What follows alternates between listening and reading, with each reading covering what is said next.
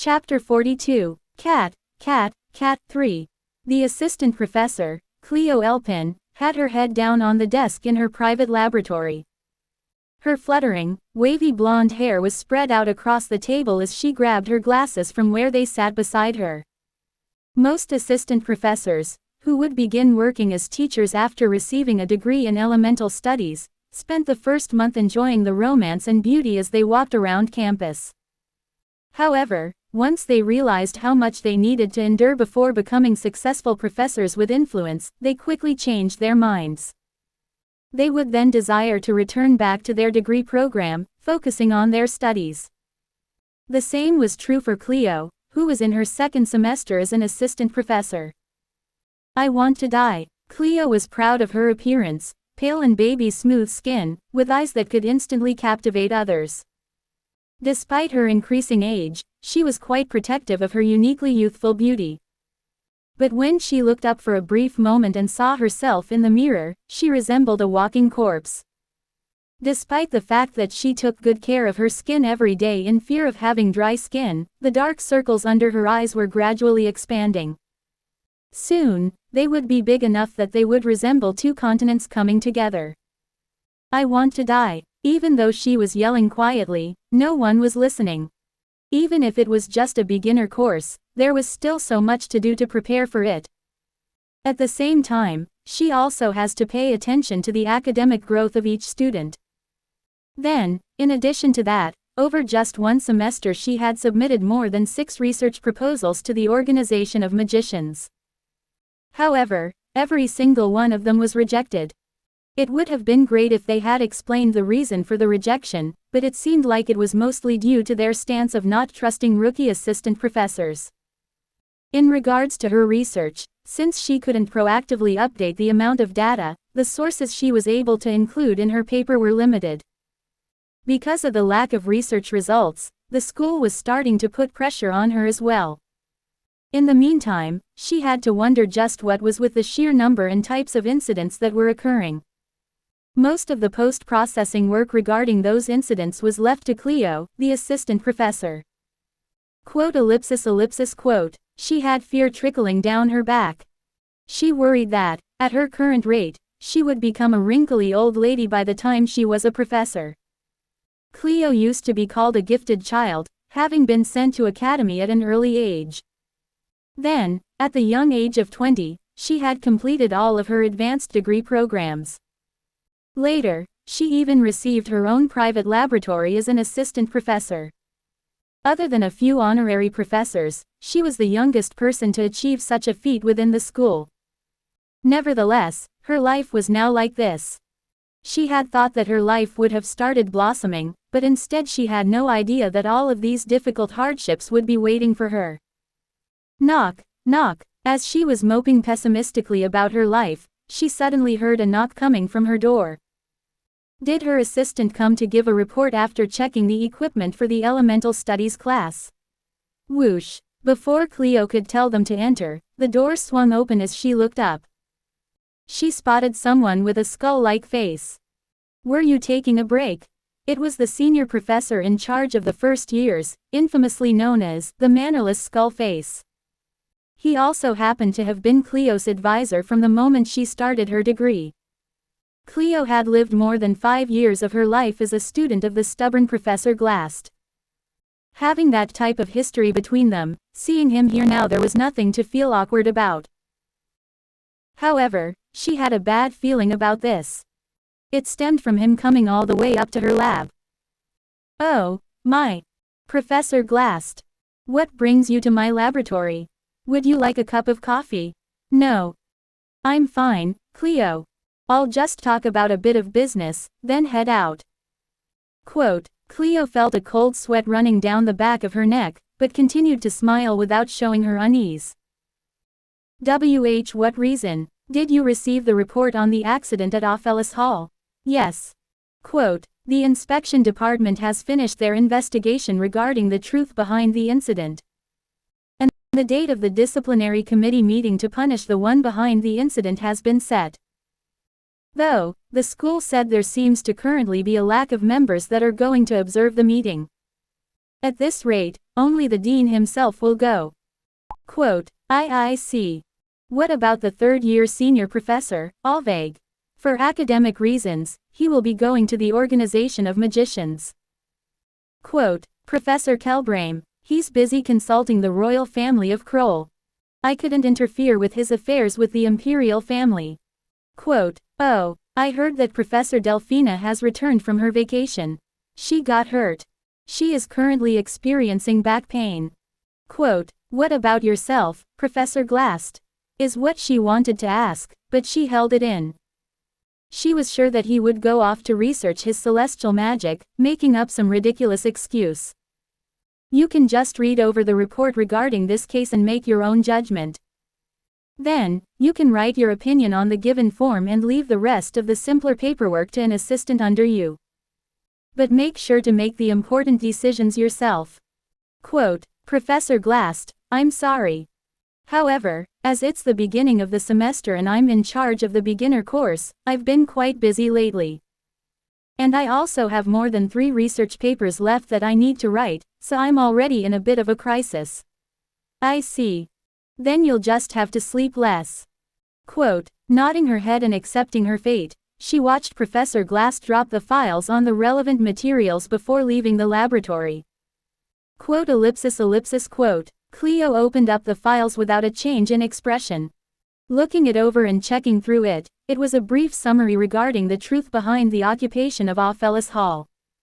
It was considered a one-man crime by Alice, the head maid of Ophelis Hall. She had tried to persuade Shaney and Kelly, and negotiated with Willain to use Ophelis Hall as a hostage to voice her dissatisfaction. The primary motives behind the dissatisfaction came from the fact that, despite her worsening health, she was still required to continue with the same amount of labor-intensive work. Nobody expected her to cause such a large amount of damage, as she was viewed by others as sincere with a good character. In addition to that, Taylor, Ayla, and Elvira were also brought up. As were Ed, Yennecar, and Ziggs, who were listed as subject to further investigation, but, if the truth was clear, then they would consider skipping any sort of additional investment into the investigation. There was no reason for Cleo to think it was strange that Lortel's name was not brought up anywhere in the files.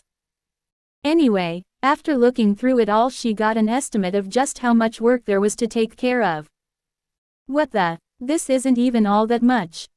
Quote, Cleo took off her high-grade glasses, holding them in her hand. Checking through the investigation proposal, submitting the academic opinion file, determining if further investigation is necessary, attending the committee, checking to make sure there were no mistakes in the shorthand report, reporting it to the academic management team in the dean's office, then reporting back to Professor Glast. Basically, as long as I report on it well and submit the collected data to the records room, I'll be done. At the same time, shouldn't she be doing both academic work and research work? Cleo folded her glasses as she put the stack on the desk and opened the window beside her, shouting into the air. Even though I'm the youngest professor, I'm still only a human. Someone save me. That's right. I forgot to tell you, but several research projects have been rejected this semester due to a lack of budget. They wanted you to go check and report on assets that the Academy can sell. You can just have your assistant do this. Suddenly, she looked back and found Professor Glast standing in the room. Cleo hiccuped as she turned her head. The skull-faced professor stood still, as if he didn't care. I'm sorry. Quote, try to finish in a day or two. I don't really care, but just make sure to take care of your work. Quote, yes. Cleo sat down as she lowered her head. She looked like someone who had already given up on life. On the second night, the homing pigeon came flying back. The proposal for the sale of equipment has been completed. Review of the proposal for the dismissal of the head has been completed. LT's authority has nearly been fully revoked. His removal is guaranteed. The situation is nearly complete. Please report your personal status. Single quote. The tiny parchment was full of compressed information. Despite it being so simple, it was a note that was full of secrets and held a terrifying amount of power. If the situation has progressed this far, then my father should already be back at the headquarters, fighting his last battle. Even though it's a useless struggle, anyway, at the very least there's no reason for him to pay attention to Sylvania anymore. Quote, what's the chance that Elt has something else hidden up his sleeve? Well, since he is as cunning as me, it's probably not zero. Though, I still don't have a choice but to trust in Slog.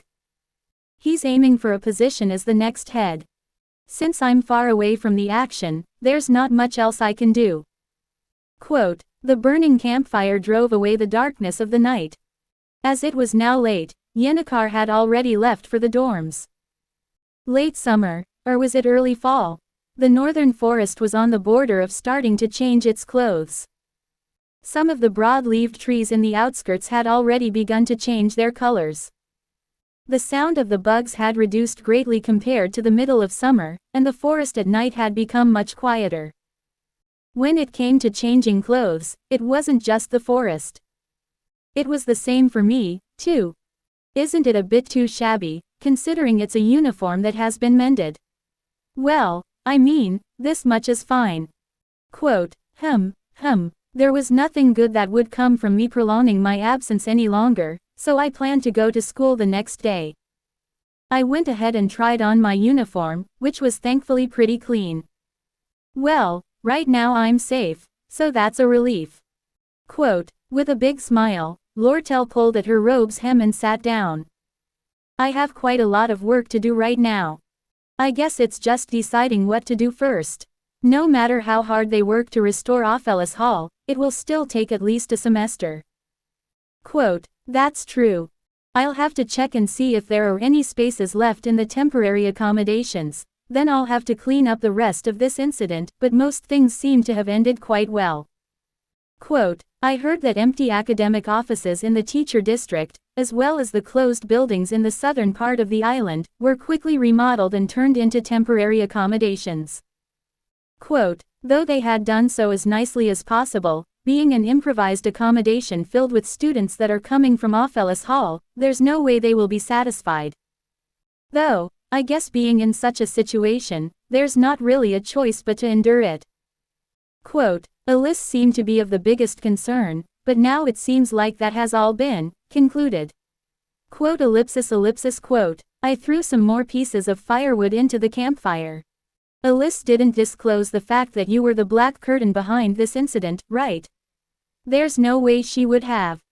That's because I paid in advance. Single quote, paid in advance. Think about it, Ed. The head maid Alyss will be trying to stay closest to the side that wins between Elt and me.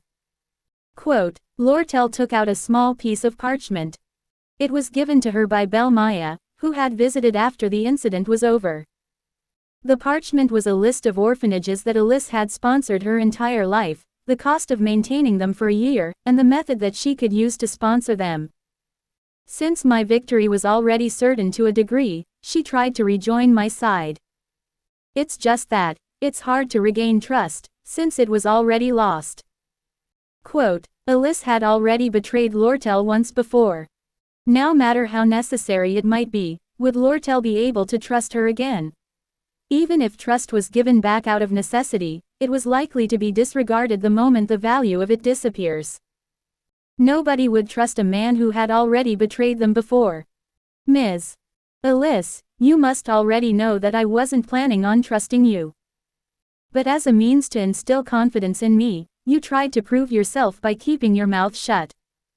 Well, from my point of view, I don't want the fact that I am the black curtain behind the entire occupation incident to be revealed.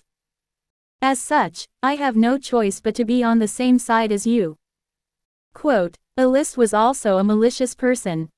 Even though her health was deteriorating, the school never listened and the hard work never ceased. Eventually, she would not have been able to work and wouldn't have been able to take responsibility for the orphanages she was in charge of. In the end, she bet her whole life on that plan. The back door of Ophelis Hall on that rainy day. I still remembered Shani's face, when she looked up at me with her bloodshot eyes. At least those who followed Alyss had some understanding of her situation and psychological state. Do you have any ill feelings towards Alyss? After all, she betrayed you. Quote, of course I'm very angry. If I meet her again, I won't hesitate to slap her. Quote, even considering that, you look quite relieved. Quote, well, right now I'm fine. I'm just rather short on time. Quote, staring across the fire looking at me, she put her chin in her hands and smiled like a fox. In the first place, I'm not a nice enough person to walk around with my heart wide open. If necessary, I'll even use someone who has stabbed me in the back before. After all, in my world there's no such thing as an eternal enemy or ally. Quote, all right. Then let's not have a relationship where we hold grudges or hate each other. Quote, of course. Quote, Lortel laughed as she stood up from her seat, shaking off the ends of her skirt. Now that her safety was guaranteed to a certain extent, it was time to get to work. Even if Eltie's demise was set in stone, there was no way that a girl as greedy as Lortel would give up on the sage's seal. Since the scale of the incident had gone so far already, I was sure that she would get her hands on the seal.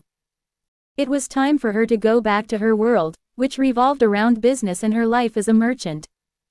Staying in camp and doing nothing all day except staring blankly at the campfire, or laying down on the ground counting the stars that she could see in the sky through the plentiful trees in the forest, such a romantic, peaceful life was only a brief deviation for her. I'll get going, too. You're going to come by the company's local branch later this week to sign the contract, right? That's right. Quote, I put down the bow I was holding, took out poker that was in the campfire, and then cast Ignite. For the time being, it would be sustained to some extent by magic power and would take on the role of a torch. The forest got dark at night, and without being familiar with the geography such a light source was a necessity. I went over to Lortel, who was getting ready to leave, and handed her the torch. Lortel looked down, deep in thought, as she let out a, What are you thinking about? No, it's just that you're taller than I thought. Quote, what are you saying all of a sudden? No matter how hard it may be, maybe I should do something a bit extreme to overtake that girl. Suddenly, she started to mumble something that was hard to understand. I stuck out my hand with the torch to try and send her on her way quickly. But Lortel didn't take the torch, and instead randomly began to talk about something else. Did you know, relationships are all about push and pull? Quote, what? It's just like your tie. See how it's all crooked? Lortel approached me with a smile as she grabbed my tie. You have to pull the back part of the knot like this, and push the front part like that, to tie it nice and straight. Quote, either way, there isn't anyone here looking, so why would I wear it so uncomfortably? Well, there's nothing wrong with always being well behaved. We are students from Sylvania, after all. Quote, before I could say anything back, Lortel grabbed my tie with one hand and pulled on it sharply. To my surprise, my head was pulled forward.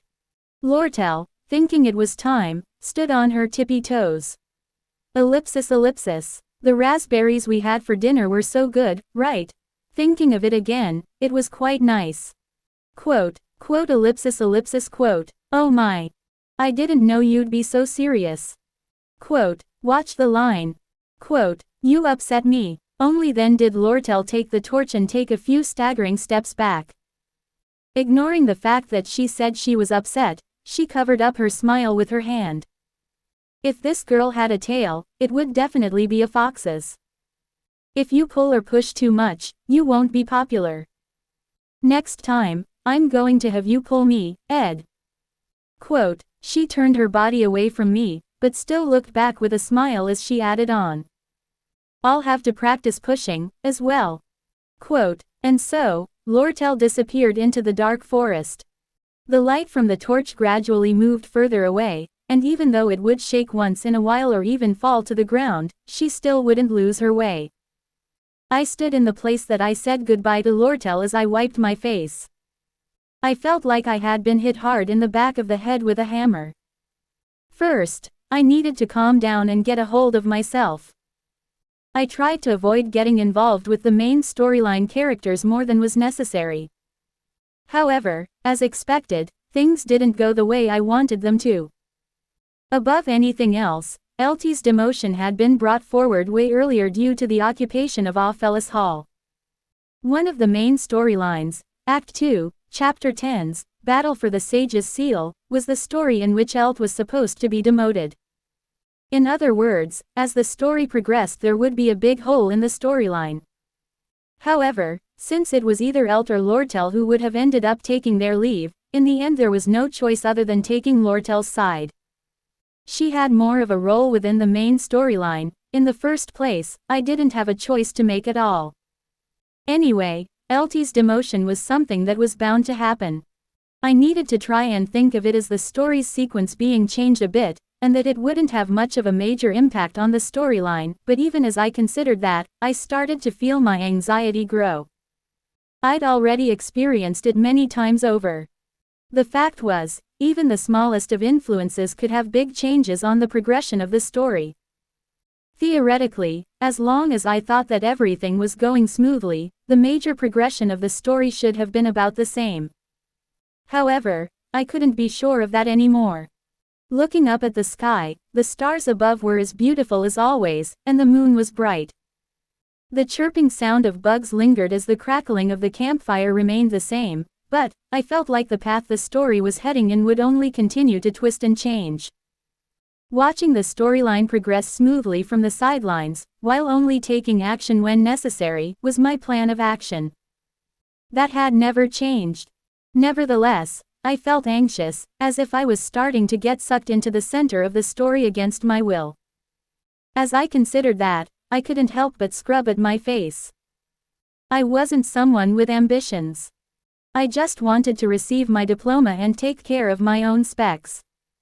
That plan of action seemed all too simple, but it wasn't all too far in the future that I would start to realize how foolish and difficult of a challenge that was. Summer had passed and autumn had arrived. It was the start of the second semester.